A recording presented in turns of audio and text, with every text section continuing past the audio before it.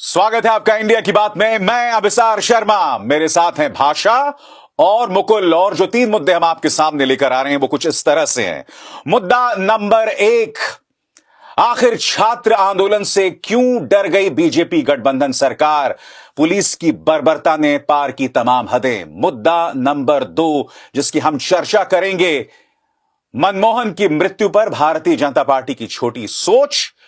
बॉलीवुड तो श्रद्धांजलि देने से डरा।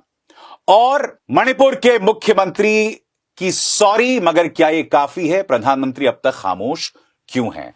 मगर शुरुआत हम करना चाहेंगे छात्र आंदोलन के साथ, जो कि बिहार में हो रहा है।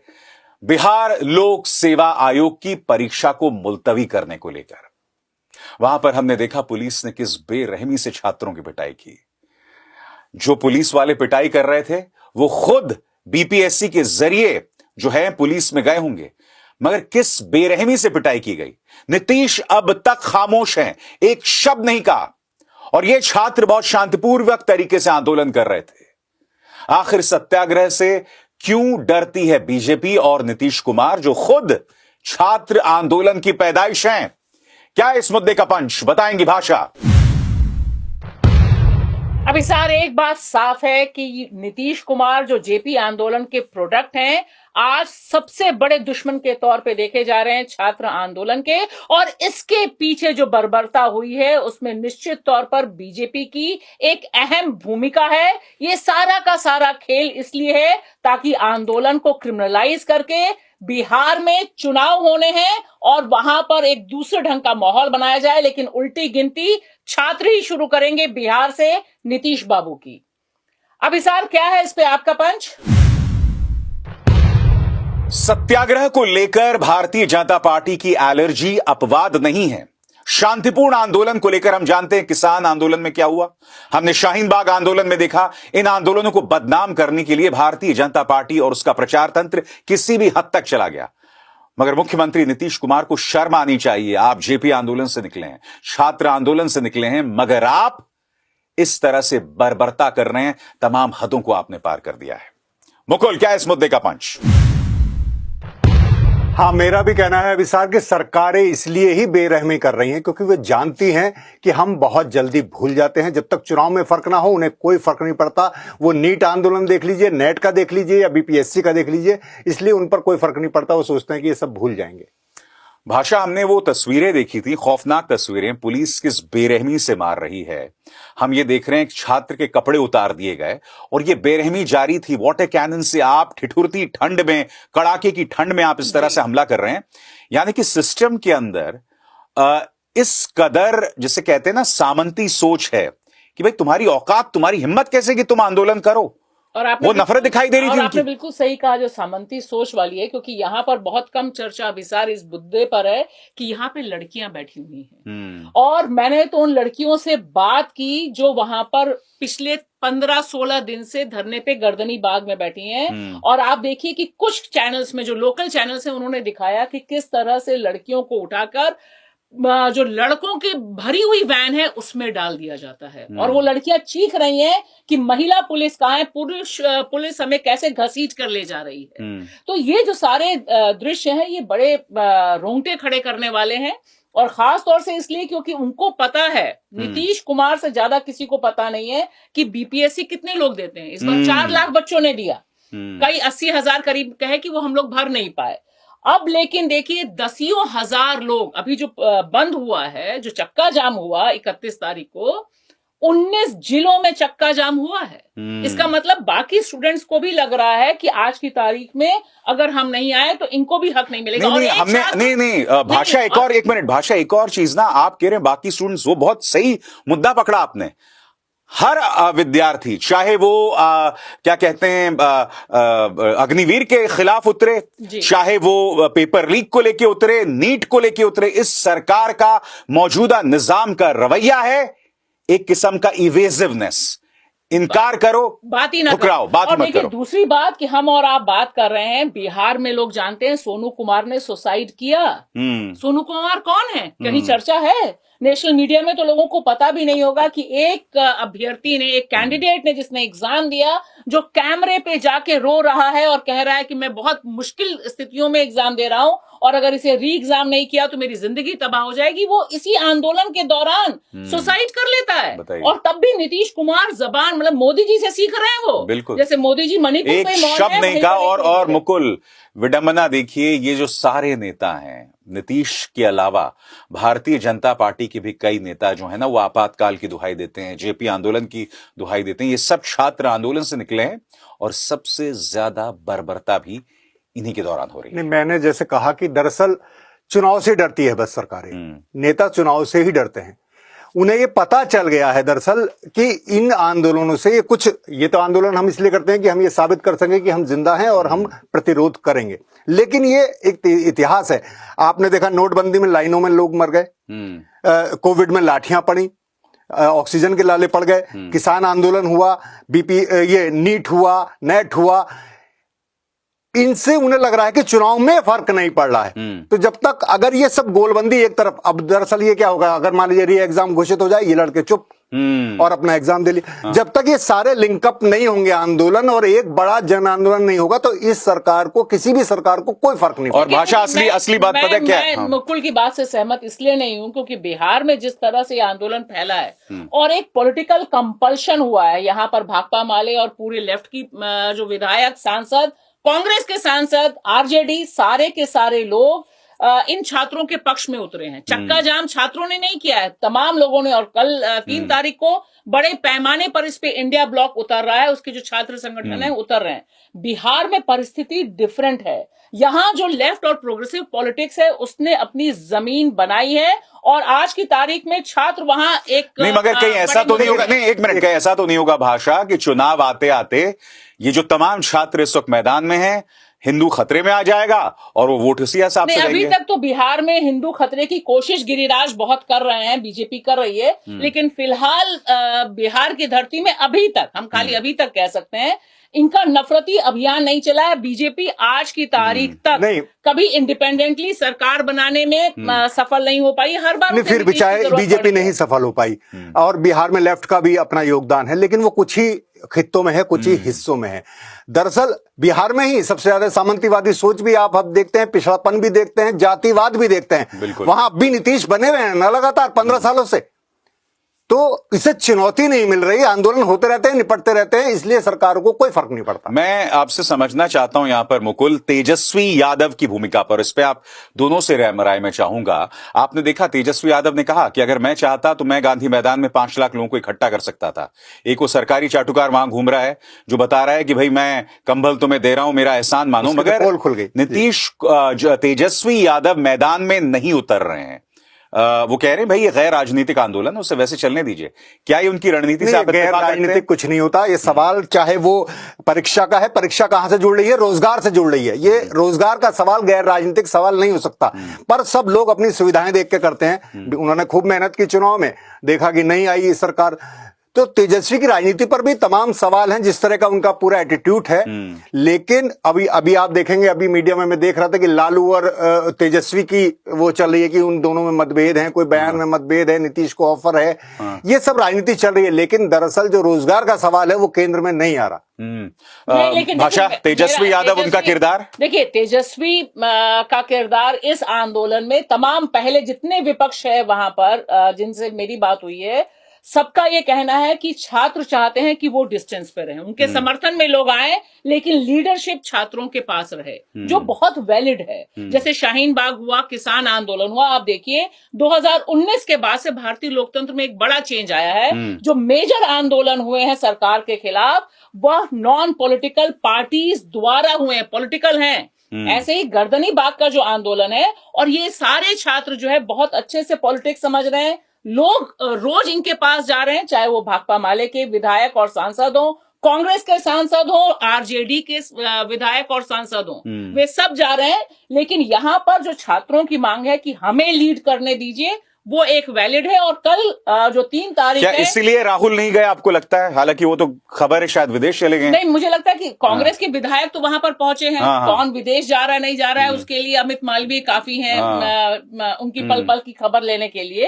लेकिन फिलहाल यह एक ऐसा मूवमेंट है जिसमें इंडिया ब्लॉक के जितने पार्टीज हैं, इंक्लूडिंग आरजेडी, इंक्लूडिंग तेजस्वी, आप याद कीजिए तेजस्वी का ही वीडियो सबसे पहले आया था छात्रों के समर्थन में, किसी भी और पॉलिटिकल पार्टी के तुलना में। और उन्होंने सीधे सीधे कहा था, क्योंकि वहां पर जो मारे भी गए, जिन्होंने सुसाइड किया, जिसको इंस्टीट्यूशनल हत्या कह रहे हैं, सोनू कुमार, वह यादव समाज से हैं। बिल्कुल। तो आप देखिए जो एक्सपोज हो रही है पार्टी और पॉलिटिक्स, जो आप चर्चा कर रहे हैं, मैं खुल के कह रही हूँ प्रशांत किशोर, उन्हें छात्रों ने बेनकाब किया कि वो पॉलिटिक्स करने जा रहे हैं और लाठियां भी उन्हीं की वजह से उनकी मैं अलग से चर्चा करूंगा। मैं समझना चाहता हूं कि अब एक तरह से अब शुरू हो गया है, काउंटडाउन शुरू हो गया है, अक्टूबर नवंबर में बिहार के चुनाव हो जाएंगे। हमने देखा भारतीय जनता पार्टी पूरी तरह से घिरी हुई है, यहां पर उनकी गठबंधन की सरकार घिरी हुई है। क्या आपको लगता है कि आने वाले दिनों में यहां एक तरह से पूरी जहरीली राजनीति होगी मुद्दे को भड़काने के लिए? ये तो तय है कि पूरी जहरीली राजनीति होगी, जैसे दिल्ली में भी शुरू हो गई है बांग्लादेशी रोहिंग्या के नाम पर, बिल्कुल वही तय है। इन्हें सबको ये टैक्टिस, ये करतब पता चल गया है दरअसल, इसलिए डरते नहीं है। जैसे भाषा कह रही गैर राजनीतिक का चलन तो बहुत हो रहा है, लेकिन एक राजनीतिक चेतना जब तक नहीं होगी, आपने देखा पहलवानों का पहला आंदोलन गैर राजनीतिक, किसी को नहीं चढ़ने देंगे। फिर क्या हुआ, अंततः घसीटे गए तब कि राजनीतिक होगा, लेकिन उसका नतीजा क्या निकला? आप देख लीजिए हरियाणा में कोई फर्क उसका दिखाई दिया? बिल्कुल। सबसे ज्यादा हरियाणा की बेटियां थी। तो इसलिए इन्हें जो लगता है कि इतने शाहीन बाग हुआ, उन्होंने सीए लागू करा, सब हो गया, कुछ नहीं कर पाए ना। किसान हुआ, सीए लागू नहीं हुआ, सीए लागू नहीं हुआ, सीए लागू हो चुका, उसके नियम बन चुके हैं। नहीं, अभी लागू नहीं हुआ, शाहीन लागू नहीं हुआ, लागू नहीं हुआ सीए। सीए के तहत ही बहुत लोगों को अभी नागरिकता मिल चुकी है। नहीं, अरे आप सीए लागू हो चुका है, सीए नहीं, वो जो चेंज हुआ है उसकी वजह से, जो सीए के नियम उन्होंने अधिसूचित किए 2024 में, उसके तहत नागरिकता देना शुरू हो चुका है। तो सीए उस तरह से आपको वो नहीं दिख रहा मुद्दा, लेकिन सीए का अपना उन्होंने इंप्लीमेंट शुरू कर दिया है। ठीक है, ये बिल्कुल क्लियर है। अच्छा, मैं प्रशांत किशोर के किरदार की आपसे बात करना चाहता हूं। मुझे याद आता है, आपको याद होगा किसान आंदोलन में 26 जनवरी 2021 और किसान जो हैं वो कूच कर रहा था, मगर फिर वो अचानक एक रहस्यमय किरदार आता है, किसानों को वो लाल किला लेकर जाता है। ये वही शख्स है जिसकी तस्वीर सनी देओल से लेके अमित शाह से लेके प्रधानमंत्री नरेंद्र मोदी। यहां पर अब फिर वही हम देख रहे हैं, एक प्रशांत किशोर आते हैं, उनकी मौजूदगी, और जब छात्र उन्हें घेरते हैं तो उनकी सामंती सोच सामने उभर कर आती है। मतलब ये वो शख्स हैं जो राजनीति बदलने आए हैं मगर एहसान जतला रहे हैं कंभल को लेकर। तो मैं इनके किरदार के बारे में समझना चाहता हूं आपसे। देखिए, इनका किरदार तो छात्रों ने एक्सपोज कर दिया अभिसार, और मुझे लगता है छात्रों को हमें थैंक यू भी कहना चाहिए, क्योंकि जिस तरह से वे पल पल की, इसीलिए मैं कह रही हूं कि बिहार की धरती थोड़ी अलग है। यूपी जैसी सामंती और यूपी जैसी कम्युनल नहीं है बिहार की धरती अभी भी। यहाँ पर एक किरदार जो प्रशांत किशोर है, जिनके बहकावे में, या यूं आज छात्र कह रहे हैं कि उनके बहकावे में आए या उनके कॉल में इतनी बड़ी संख्या में, हजारों की तादाद में लोग पहुंचे थे गांधी मैदान, क्योंकि उन्हें निश्चित तौर पे लग रहा था कि एक मसीहा आया, हो सकता है डील हो जाए, हो सकता है इसके पास पावर है। लेकिन मिनटों में अभिसार, 3 घंटे में देखिए, जिस आदमी के कॉल पर इतनी बड़ी तादाद में छात्र आए थे, 3 घंटे में तमाम छात्र उस आदमी को दोषी बता रहे थे कि इसकी वजह से शांतिपूर्ण प्रदर्शन पर इतना बड़ा लाठीचार्ज, और वो भाग भी गए हो गया। वो भाग भी गए थे। उस तरह के वीडियो सामने उभर कर बहुत साफ है। और कम से कम बिहार के जिन इलाकों में मैं जाती हूँ, वहां पर बीजेपी जो अपनी जमीन अभी तक नहीं बना पाई है, आरएसएस जो जमीन नहीं बना पाई है, प्रशांत किशोर जिस तरह से अपर कास्ट मोबिलाइजेशन करने की कोशिश कर रहे हैं, उसको उस तरह से उनकी जन स्वराज पार्टी को देखा जा रहा है। मैं ये भी जोड़ दूं इसमें कि छात्र दरअसल बार बार चला जा रहा है। ये सब रील वाला मामला हो गया है कि रील वाले ये सब उनके प्रवक्ता बन गए हैं। आपने देखा कि चाहे नीट में हुआ, चाहे उसमें, वो चाह रहे हैं कि उनके जो गुरुजी हैं, बड़े बड़े कोचिंग जो चल रहे हैं, वो लोग आगे आए, वो नहीं आते हैं।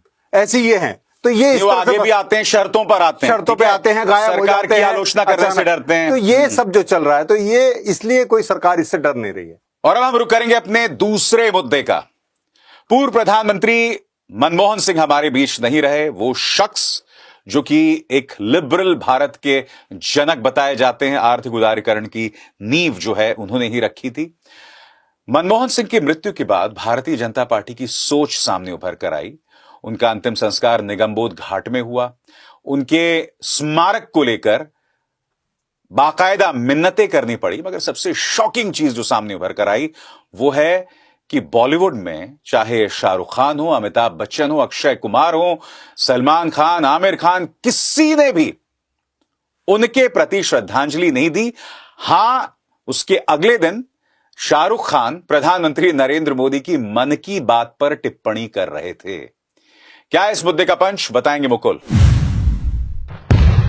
हाँ अभिसार, मेरा मानना है कि मेरे लिए कोई भावुकता का प्रश्न नहीं है। निगमबोध घाट से भी मुझे कोई दिक्कत नहीं, लेकिन मैं ये चाहता हूं कि सारे पूर्व प्रधानमंत्रियों के साथ एक सा व्यवहार हो, और जहां तक बॉलीवुड की बात है मुझे उससे कोई उम्मीद नहीं है। भाषा, क्या है इस मुद्दे का पंच? देखिए, मेरा मानना साफ है अभिसार कि इस समय मोदी सरकार ने नीचे कितना गिर सकते हैं, कितने अपने नियम या प्रेस्टीज को नीचे गिरा सकते हैं, इसकी सीमा ही छोड़ दी है। ठीक उसी तरह से लुढ़कते जा रहे हैं जैसे रुपया लुढ़कता जा रहा है। और मनमोहन सिंह ने निगमबोध घाट में होना, वहां पर उनके परिजनों का मोदी जी द्वारा सम्मान ना किया जाना, कुर्सी तक से खड़ा ना होना, और साफ बात है कि मनमोहन सिंह से उनको जो मिर्ची लगती है वह भी क्लियर हो गया। लास्ट राइट में भी जहां पे एक प्रोटोकॉल फॉलो होता है, उस प्रोटोकॉल को भी ठीक से फॉलो ना करके बताया कि वह बदले की सरकार चला रहे हैं। अभिसार, क्या है इस पे आपका पंच? इस मुद्दे पर मेरा पंच यह है कि शाहरुख खान प्रधानमंत्री नरेंद्र मोदी की मन की बात पर टिप्पणी कर सकते हैं, मगर एक शब्द मनमोहन सिंह के बारे में श्रद्धांजलि के तौर पर नहीं दे सकते। शाहरुख को यह नहीं भूलना चाहिए कि जब वो एक्टर थे मनमोहन के कार्यकाल में, तो उन्हें सिर्फ एक एक्टर के तौर पर देखा जाता था। अब उनकी मजहबी पहचान पर हमला किया जाता है, उनके बेटे को एक झूठे ड्रग्स केस में फंसाया जाता है। अरे कुछ और नहीं तो दिलजीत दोसांझ से सीख लेते। वो दिलजीत जिसने अपने कॉन्सर्ट में मनमोहन सिंह को लेकर श्रद्धांजलि भी दी और प्रधानमंत्री नरेंद्र मोदी से भी मुलाकात की। तो भाषा, वाकई दिलजीत से ही भाई आप सीख लेते। आप में इन लोगों का मॉरल कंपस इतना बिगड़ चुका है, ऐसे कायर हो चुके हैं, और वही इनकी क्रिएटिविटी पर रिफ्लेक्ट होता है। क्योंकि जो डरी हुई जिसे कहते हैं ना कौम होती है, वो कहां कुछ रचनात्मक करेगी। तो जो लोग डरे हुए हैं, जो श्रद्धांजलि भी नहीं दे सकते, उनका यही हश्र होना है। और देखिए, एक बात यह भी साफ हो गई है कि किस तरह से पूरी की पूरी सारे ये बॉलीवुड के लोग एक कठपुतली की तरह काम कर रहे हैं, और इनकी रोल मॉडल कंगना रनौत हैं। सबको लग रहा है कि हाय कंगना रनौत, हम ना हुए, तुमने इतनी चाटुकारिता की, तुम पहुंच गई, सांसद बन गई। तो आज की तारीख में बॉलीवुड से कोई उम्मीद होना बहुत मुश्किल है, क्योंकि हमने तो श्याम बेनेगल अभी गुजरे, तब भी देखा कि तमाम लोग कहां पर थे, कैसे बात कर रहे थे। डर इतना हो गया है कि ये एक्टर नहीं रह गए हैं, सिर्फ एक मुखौटे के तौर पे काम कर रहे हैं। और मुझे लगता है कि इनसे अब देश की जनता को उम्मीद भी नहीं, इसीलिए इनकी फिल्में और फैन फॉलोइंग भी कम हो रही है। इसे भुनाने के लिए दिलजीत आगे आ गए हैं। मुकुल, मैं कहता हूं मनमोहन सिंह के कार्यकाल में ये तमाम एक्टर्स की रीढ़ होती थी। ये लोग पेट्रोल के घटते दामों पर टिप्पणियां करते थे, देश में जो चल रहा है उस पर टिप्पणी करते थे।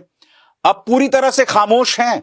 तो जिस मनमोहन के कार्यकाल में तुम्हें एक रीढ़ मिली हुई थी, जहां तुम खुल के रचनात्मक फिल्में बना सकते थे, कम से कम एक शब्द तो कह देते। नहीं तो देखिए, बॉलीवुड का तो यही हाल है, और रीढ़ के मामला नहीं है, बस उसमें ये डर नहीं था मनमोहन सरकार में कि भाई आपको देशद्रोही, एंटी नेशनल इस तरह से कहा जाएगा, बस यही था।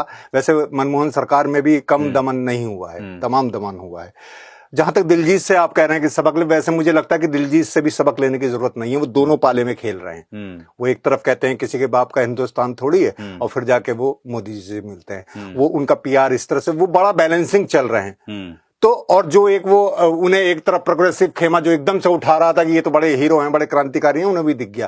तो ये अंततः वही होगा जैसे सलमान खान से मुलाकात, जैसे सलमान खान पतंग नहीं, मोदी जी तो प्रधानमंत्री हैं, उसमें मुलाकात प्रधानमंत्री जैसे नहीं है ना, जैसे मनमोहन सिंह पूर्व प्रधानमंत्री नहीं थे ना, वो कांग्रेस ही थे, जैसे जिस तरह का व्यवहार उनसे किया गया। इसलिए मोदी भी प्रधानमंत्री नहीं है, भाजपाई है, संघी है। इसलिए वो चाहे सलमान खान पतंग उड़ा लें या शाहरुख खान टिप्पणी कर दें उनकी मन की बात पे, दिलजीत वो कर दें, ये सारा सब कुछ ये बैलेंसिंग एक्ट करते रहते हैं। अच्छा, भारतीय जनता पार्टी का पूरा जो रवैया रहा है, मतलब मेमोरियल स्थापित करने को लेकर भी आपको लिखना पड़ा, बोलना पड़ा। अब निगमबोध घाट पे अंतिम संस्कार हो या ना हो, इस पर भी मैं काफी हद तक मुकुल से इत्तेफाक रखता हूं कि भाई उसमें कोई प्रॉब्लम नहीं है, मगर वो कहीं ना कहीं आपकी छोटी सोच दिखा रही है। और मनमोहन सिंह को लेकर आपकी जो एलर्जी है वो हमने देखा है। रेनकोट पहनने वाले जो शब्दावली है, भारतीय जनता पार्टी किस तरह से उन पर हमला करती थी जब वो प्रधानमंत्री हुआ करते थे, वो अब भी दिखाई दे रही है उनकी मृत्यु के बाद। देखिए, मेरा एक मानना है कि अगर आपने अटल बिहारी वाजपेयी का निधन होने के बाद एक अलग जगह उन्हें दी, तब निश्चित तौर पर यह सवाल मोदी सरकार से पूछा जाना चाहिए कि इनको निगमबोध घाट में क्यों जलाया गया। देखिए, ये एक प्रोटोकॉल है। सवाल हमें और आपकी एलर्जी का नहीं है। सवाल है कि आप पूर्व प्रधानमंत्रियों के साथ क्या व्यवहार करेंगे अगर दिल्ली में उनका अंतिम संस्कार हो रहा है। तो अगर यह नियम मनमोहन सिंह ले आए थे कि यहाँ ये होगा, तो फिर अटल के लिए आपने कैसे किया? अटल की मृत्यु के बाद तो यही हुआ ना। हम सब ने देखा कि किस तरह से वो समारोह हुआ था। और दूसरी बड़ी बात अभिसार, कि जो एक पर्सनल मोमेंट्स हैं उस पर जिस तरह से हरदीप पुरी एक घिनौना आरोप लगा रहे थे कि फूल चुनने कांग्रेसी नेता नहीं गए, और लगातार एक व्यवहार हो रहा है कि सोनिया और राहुल गांधी ने मनमोहन का अपमान किया। तो ये जो एक क्षुद्रता है, आप किस समय कर रहे हैं? उस समय कर रहे हैं जिस समय उस आदमी की मौत हुई है। और मनमोहन सिंह को तो जिस तरह से निशाने पर लिया गया, मेमोरियल की बात जो है उस पर जिस तरह से पूरी खबरें आप देखिए कि प्लान्ड अगले दिन इसी पर थी कि क्या हो रहा है, क्यों होना। एक प्रोटोकॉल एक देश में है, भारत एक बनाना रिपब्लिक थोड़ो है, एक प्रोटोकॉल है। जो आपने अटल जी के साथ किया वही आप मनमोहन सिंह के साथ करते। ये जो भेदभाव है, सवाल इस पर है। अच्छा, एक सवाल मैं आप दोनों से उनकी विरासत के बारे में पूछना चाहता हूं। अगर मैं आपसे शुरू करूं यहाँ मुकुल, की देखिए, मनमोहन सिंह उस वक्त वित्त मंत्री थे जब रामरथ यात्रा शुरू हुई थी। देश एक सांप्रदायिक आग की तरफ धकेला गया। उसके बाद 1991 से लेकर 93 तक करीब 2500 मौतें हुई, दंगे, उसके बाद मुंबई ब्लास्ट, इन सब को मिलाकर देश का माहौल, फिर बाबरी भी ढाया गया उसी दौरान।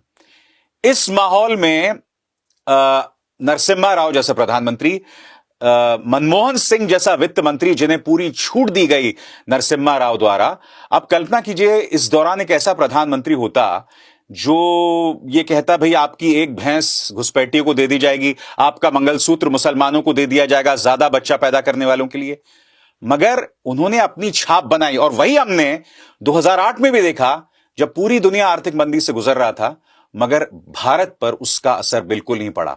इसीलिए मनमोहन की विरासत बहुत अहम हो जाती है। नहीं, मनमोहन की विरासत तो है, पर देखिए उसमें इफ नो बट भी हैं, बहुत सी आलोचनाएं भी हैं, उनकी आर्थिक नीतियों को भी लेकर आलोचनाएं। हाँ, उनके सादगीपूर्ण व्यवहार, उनके रवैये को लेकर जरूर उनकी तारीफ होती है। लेकिन जैसे भाषा और आपने भी कहा, मैं जरा सा यहाँ जोड़ दूं, उनकी निगमबोध पर अंत्येष्टि होना या स्मारक बन जाए, मुझे इससे बहुत ज्यादा फर्क नहीं पड़ता, या उन्हें भारत रत्न मिल जाए, जिस तरह की बातें हो रही हैं। मेरा चिंता जो है कि जो मनमोहन सिंह की लोक कल्याणकारी नीतियां थी, जिस भी वजह से, चाहे वो सोनिया गांधी की वजह से हो, चाहे वो वाम समर्थन की वजह से हो, चाहे वो मनरेगा थी, सूचना का अधिकार था, उन्हें लगातार कमजोर किया जा रहा है। अगर उन्हें मजबूती दी जाए तो मैं समझूंगा कि मनमोहन सिंह को सच्ची श्रद्धांजलि होगी। अच्छा, आप देखिए, मैं जो फर्क की बात कर रहा हूं ना, 2014 से पहले क्या होता था, 2014 से पहले, और जिसका अक्सर मैं जिक्र करता रहा हूं, हम लोग आगे देखते थे। भारत विज्ञान के क्षेत्र में, डॉक्टरी के क्षेत्र में, सूचना प्रौद्योगिकी के क्षेत्र में अंतर्राष्ट्रीय मानचित्र पर अपनी दस्तक दे रहा था। अब आपको याद है वो एक वीडियो वायरल हो रहा है ट्रंप समर्थक का, जिसमें वो कह रहा है कि हम भारतीयों को अंदर अलाउ नहीं करेंगे क्योंकि ये गोमूत्र पीने वाले, गोबर खाने वाले लोग हैं। यानी कि देखिए सोच कैसे बदल गई 10 सालों में।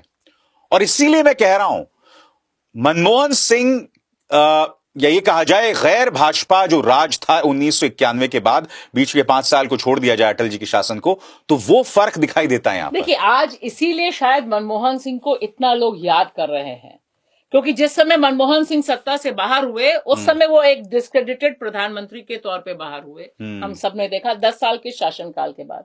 आज 2 चीजों की वजह से मनमोहन सिंह की याद सबसे ज्यादा आ रही है कि कम से कम मीडिया को उन्होंने इस तरह से पालतू नहीं बनाया था। प्रेस कॉन्फ्रेंस करने वाले प्रधानमंत्री थे, और अपनी प्रेस कॉन्फ्रेंस में उन्होंने सीधे सीधे कहा था कि अगर जब उनसे सवाल पूछा गया था एक मजबूत प्रधानमंत्री और उसके तौर पे, तो उन्होंने कहा था कि 2000 लोगों का कत्लेआम करने वाला व्यक्ति मजबूत नहीं हो सकता। जा सकता और यह एक डिजास्टर होगा। तो आप देखिए, यह एक इंपॉर्टेंट बात है कि आप एक मीडिया से डायलॉग में जाते हैं, मीडिया से मतलब लोकतंत्र से आप एक डायलॉग में जाते हैं और ओपन डायलॉग होता है। उनकी प्रेस कॉन्फ्रेंसेस हम सबने अटेंड की हैं। और दूसरा जो बहुत इंपॉर्टेंट है कि वहां पर आलोचना की जगह थी, यूएपीए वही लेकर आए जिसकी वजह से आज सबसे ज्यादा देश में नुकसान है। लेकिन उस समय भी आप एक डायलॉग कर सकते थे। जो हमने बिहार में बात की, बिहार जैसी स्थिति होती तो हम एक विरोध प्रदर्शन करते, आप एक डायलॉग करते और उनकी एक अकाउंटेबिलिटी थी। और साथ ही साथ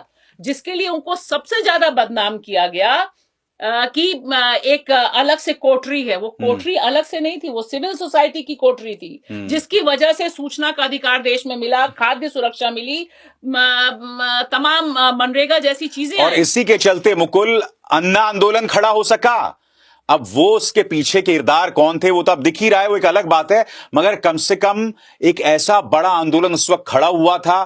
कांग्रेस को उसका नुकसान भी हुआ। और आज की तारीख में आंदोलन करना यानी एंटी नेशनल करना, फिर आप विदेशी मोहरे बन जाते हैं, जॉर्ज सोरोस और न जाने क्या क्या। नहीं, ये तो है। अब आंदोलन तो देखिए, जैसे आपने भी कहा कि एक गाली बना दिया गया है, सत्याग्रह जैसे शब्द, शांति, आजादी, ये सब बिल्कुल डिस्क्रेडिटेड हो गए हैं। तो आज की तारीख में तो हम अन्ना आंदोलन या निर्भया आंदोलन जैसा आंदोलन सोच नहीं सकते। बिल्कुल, हमें बिल्कुल एंटी नेशनल पता चला, उमर खालिद जैसा ही हम जेल में पड़े हैं। तो ये सारी चीजें तो हुई हैं। पर एक चीज मैं जोड़ना चाह रहा था कि मोदी जी ने तमाम रिकॉर्ड तोड़ दिए, तमाम नए नए रिकॉर्ड बनाए, इतना लंबा भाषण, लेकिन बस वो उनके साथ मुझे लगता है कि यही वो रह जाएगा कि वो मनमोहन का ये रिकॉर्ड नहीं तोड़ पाए कि उन्होंने प्रेस कॉन्फ्रेंस की। वो आखिरी प्रधानमंत्री थे जिन्होंने प्रेस कॉन्फ्रेंस, बिल्कुल, ये अभी तक मोदी के नाम नहीं आया। सही बात है। और अब हम रुक करेंगे अपने तीसरे अहम मुद्दे का। मणिपुर के मुख्यमंत्री बीरेंद्र सिंह ने माफी मांग ली है, इतनी देर बाद, जब इतने लोग मर गए, डबल इंजन की सरकार पूरी तरह से एक्सपोज हो गई। सबसे बड़ी बात, प्रधानमंत्री नरेंद्र मोदी अब भी खामोश हैं। समानांतर तौर पर हम क्या देख रहे हैं, नया साल शुरू हो रहा है। अभी कुछ ही दिनों पहले आपने उड़ीसा में देखा, ट्राइबल महिलाओं को पेड़ से बांधकर उन्हें बेइज्जत किया जा रहा था। अभी साल के पहले ही दिन मुरादाबाद में एक बॉडी बिल्डर को मौत के घाट उतार दिया, उसकी मॉब लिंचिंग हो गई, गोकशी का आरोप। तो ये सब हो रहा है और ये अपने आप में बहुत कुछ कहता है। भाषा, क्या है इस मुद्दे का पंच? अभी सर, एक बात साफ है कि लोकतंत्र में पाप सॉरी से नहीं धुलते हैं। यहां वीरेंद्र सिंह को कीमत चुकानी पड़ेगी और पड़नी चाहिए। 2023 से मणिपुर जल रहा है उनके नेतृत्व में और मोदी जी की चुप्पी के नेतृत्व में, लिहाजा सॉरी शब्द कोई मायने नहीं रखता, आज की तारीख में भी चल रहा है। और दूसरी वजह यह है कि जिस तरह का नफरती माहौल है वह भी इसलिए है क्योंकि तमाम नफरती लोगों को पॉलिटिकल पैट्रोनेज इन्हीं सॉरी वाली टीम से मिला हुआ है। अब सर, क्या है इस पे आपका पंच? इस मुद्दे पर मेरा पंच ये है कि क्या यहां पर डबल इंजन की सरकार का लॉजिक कोई नहीं दिख रहा है? संदेश खाली होता है। आरजी कर मेडिकल कॉलेज में एक जघन्य बलात्कार और फिर हत्या होती है, उस पर हम प्रेसिडेंट्स रूल की बात करते हैं। वहां के जो राज्यपाल हैं वो लोग भाजपा के प्रवक्ता के तौर पर काम करते हैं। मगर जो हो रहा है मणिपुर में, क्या एक सॉरी से सब कुछ धुल जाएगा? कोई आज ये सवाल क्यों नहीं पूछ रहा है कि प्रधानमंत्री नरेंद्र मोदी वहां क्यों नहीं जा रहे हैं? कितनी बार ये कहा जा चुका है मगर ये सब नहीं हो रहा है। क्या इस मुद्दे का पंच, बताएं मुकुल। मेरा मानना यह है कि ये सॉरी का समय नहीं है, ये इस्तीफे का समय है। और जहां तक मोदी जी की चुप्पी की बात है, वो शायद सॉरी कहेंगे जब मणिपुर के चुनाव आएंगे। सबसे बड़ी बात, सॉरी में भी इतनी देरी, इतने दिनों बाद इतने जघन्य केसेस हो गए, मामले हो गए, अब जाकर सॉरी बोल रहे हैं। और वो सॉरी भी बहुत ही अजीबोगरीब है कि आप सब भूल जाइए जो हो गया है। अरे भाई, कैसे भूल जाएं भाई? नहीं, और क्यों भूल जाएं? हाँ। सवाल है कि जिस समय वो सॉरी कह रहे हैं, 2 दिन पहले पत्रकारों पर हमला होता है वहां पर, आप सॉरी कह रहे हैं और आप यह बताने की कोशिश कर रहे हैं कि आज की तारीख में भी वीरेंद्र सिंह की सरकार अभिसार मणिपुर में एक ही समाज के पक्ष में खड़ी हुई है, कुकी को लगातार निशाने पे ले रही है। जो पूरा का पूरा क्रिसमस और नए साल का सेलिब्रेशन है वो किस तरह से मना मणिपुर में, इसकी जिम्मेदारी किसकी है? गवाह कौन देगा? वहां से 2 जो सांसद हैं वो सदन में खड़े होकर शीत सत्र में भी रो रहे थे मैंने उनसे मुलाकात की और आप देखिए कि जिस तरह की हृदय विदारक घटनाओं का वो ब्यौरा दे रहे थे, वो तो रोंगटे खड़ा कर रहा था। कहते कि भारत का हिस्सा ही नहीं लग रहा मणिपुर, किसी को चिंता नहीं है, यहाँ पर बस मिलिटेंट ग्रुप्स के हवाले मणिपुर को जलने सुलगने के लिए छोड़ दिया गया है। कहीं भी और होता तो तुरंत ही वहां पर हस्तक्षेप होता। आज की तारीख में तो लॉलेसनेस है और आप बहुत प्रेम से आए, सॉरी कहा और हेडलाइंस देखिए कैसे आप बनाते हैं। ये सारा खेल हेडलाइंस बनाने का है कि आप साल के अंत में सबसे बड़े लीडर के तौर पे आ रहे हैं कि माफी और आप सब भूल जाइए, मैं वैसे के वैसा ही रहूंगा, मेरा प्रशासन वैसे रहेगा, मोदी जी का मौन व्रत वैसे रहेगा एंड ऑल इज वेल। और कटघरे में यहां कई चीजें हैं। सबसे बड़ी बात, भाजपा का सबसे बड़ा चुनावी नारा डबल इंजन की सरकार, वो कटघरे में है। आप कई मुद्दों पर राष्ट्रपति शासन की बात करते हैं, जो घटना हो जाती है उस पर आप राष्ट्रपति शासन की बात करते हैं। यहां एक पूरा प्रकरण चल रहा है, एक किस्म का सिविल वॉर चल रहा है साहब, उस पर कोई इस्तीफा नहीं, अमित शाह की कोई जवाबदेही नहीं, जिस व्यक्ति की जवाबदेही यहां पर होनी चाहिए। नहीं तो ये तो आपराधिक है, बिल्कुल आपराधिक है। ये चुप्पी आपराधिक थी, ये सॉरी भी आपराधिक है। मैं इसके कहता हूं कि सॉरी का कोई मतलब नहीं, आपको जवाबदेही लेनी होगी, जिम्मेदारी लेनी होगी कि मेरी वजह से या मेरी विफलता, मेरी नाकामी है। ये वीरेंद्र सिंह को भी लेना होगा और मोदी को भी। 3 मई 2023 से वो जल रहा है मणिपुर, आज हम 2 जनवरी 2025 में हैं, तो इतना समय हो गया। वाकई में मैं कह रहा हूं कि अगर इसमें कहीं विपक्ष की सरकार होती तो अब तक राष्ट्रपति शासन लग चुका होता। और एक चीज मैं और कहूंगी कि मणिपुर एक टेस्ट केस इसलिए भी है अभिसार, क्योंकि यहां पर माइनॉरिटी और मेजोरिटी का जो खतरनाक खेल खेला है डिवाइड का, वह बता रहा है कि जब यह डिवाइड असली में जमीन पे हो जाता है तब नफरत को पैचअप नहीं किया जा सकता। खाई जैसे बढ़ाई गई है यहाँ मैतेई और बाकी समाज में, मेजॉरिटी मैतेई है, उसको आपने बता दिया कि वह खतरे में है। तो जिसी तरह से हिंदू खतरे में, उत्तर प्रदेश में जो पूरा टेस्ट केस चल रहा है संभल के बाद, वह बहुत खतरनाक है विशाल। अच्छा, हेट क्राइम्स की अगर हम बात करें, एक त्वरित टिप्पणी दोनों से चाहूंगा। मुकुल, सबसे पहले आपसे, आप देखिए बालासोर में जो हुआ कि एक ट्राइबल महिलाओं को बांध दिया गया, उन पर आरोप के धर्मांतरण करा रहे हैं।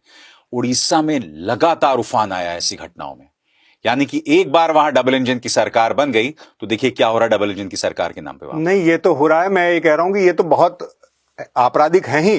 अब तो ईश्वर अल्लाह तेरो नाम कहने पर ही इतना बड़ा हो हल्ला हो जाता है। बीजेपी वाले माफी मंगवा लेते हैं लोगों से, राष्ट्रगान गाते हुए छात्र को पिटाई कर दी जाती है। तो मैं ये कहीं पर भी अगर हरा रंग है तो केसरिया पोता जा रहा है। इस तरह मुझे लग रहा है कि इन्हें पूरा लग रहा है कि ये 2025 जो संघ के 100 साल होने हैं, ये हिंदू राष्ट्र, यही हिंदू राष्ट्र होगा। इसका ट्रेलर तो हम देख ही रहे हैं बहुत समय से। मतलब अगर 100 साल हो रहे हैं तो गंदगी, कीचड़, बिल्कुल नफरत, जहर, इसके अलावा कुछ नहीं है। आप देखिए उत्तर प्रदेश में जो हुआ, पहले दिन, साल के पहले दिन एक इंसान की गोकशी के आरोप में हत्या कर दी जाती है। अब सरकार बीजेपी की है भाई, कम से कम इंसाफ की तो उम्मीद करो। अगर आपको लग रहा है कि वो गोकशी करके निकला था तो आपको निजाम पर तो विश्वास होना चाहिए। देखिए, उनको निजाम पे 100% विश्वास है और इस तरह की जो घटनाएं हैं वह बिना सत्ता के, बिना योगी प्रशासन की मंजूरी के इम्पॉसिबल है। उनको पता है, और वो भी बॉडी बिल्डर जैसा आदमी। आप पीट पीट के मार दे रहे हैं, आप वीडियो बना रहे हैं, तो अभिसार एक बात साफ है कि जो 100 साल हैं, 100 साल पहले जिस तरह से नफरत के बीज इन्होंने बोने शुरू किए थे, आज की तारीख में पूरे देश में इस तरह के नफरती कीड़े, जो जानलेवा कीड़े हैं, कोरोना से भी खतरनाक वायरस है, ये फैल रहा है। कीड़े नहीं, अब तो ये ऑक्टोपस हो गए हैं। बिल्कुल। चलिए, बहुत बहुत शुक्रिया आपका मुकुल। और भाषा इंडिया की बात में बस इतना ही। अभिसार शर्मा को दीजिए इजाजत। नमस्कार।